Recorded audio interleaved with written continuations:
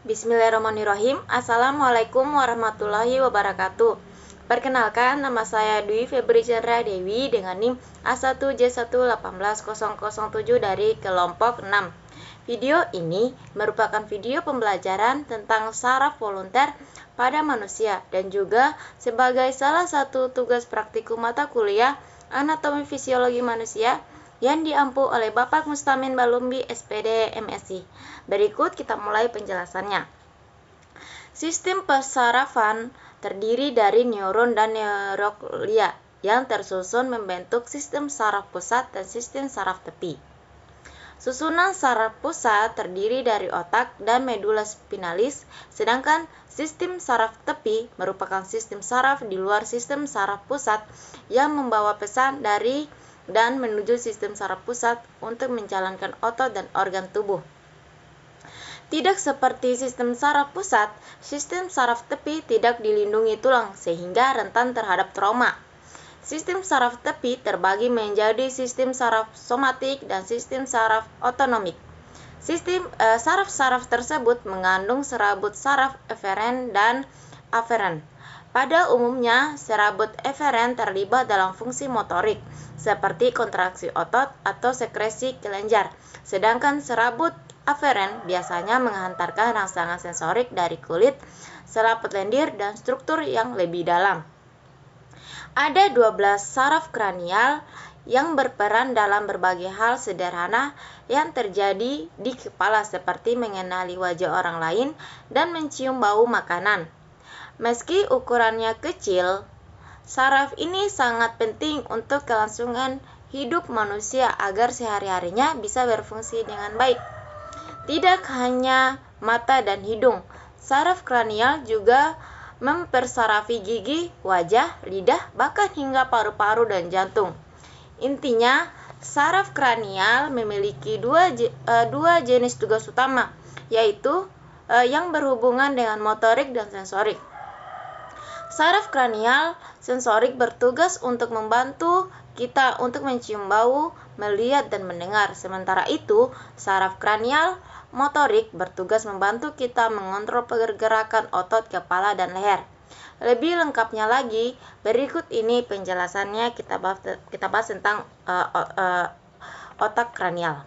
Yang pertama itu saraf kranial 1 atau olfaktori. Yang ini. Olfaktori. Saraf olfaktori berperan dalam penciuman. Saraf tersebut mengirim informasi dari hidung ke otak terkait bau yang ada di sekitar kita. Jadi, jika Anda tidak sengaja mencium aroma kopi, maka saraf olfaktori Anda sedang bekerja. Yang kedua itu saraf kranial atau saraf optik. Ini yang kedua, saraf optik. Saraf optik berperan dalam penglihatan kita. Saat kita menerima cahaya dari luar bersama dengan bagian-bagian mata lainnya, saraf ini akan membantu menyampaikan informasi ke otak untuk diolah sehingga kita bisa mengenali objek yang dilihat. Yang ketiga itu saraf kranial 3, okulomotor. Yang ketiga, okulomotor. Saraf okulomotor memiliki dua fungsi motorik, yaitu mengontrol fungsi otot serta respon pupil di mata. Saraf inilah yang mengatur 4 dari total 6 otot yang ada di sekitar mata Anda. Otot-otot tersebut akan membantu mata Anda bergerak dan fokus terhadap objek tertentu. Yang keempat itu saraf troklear.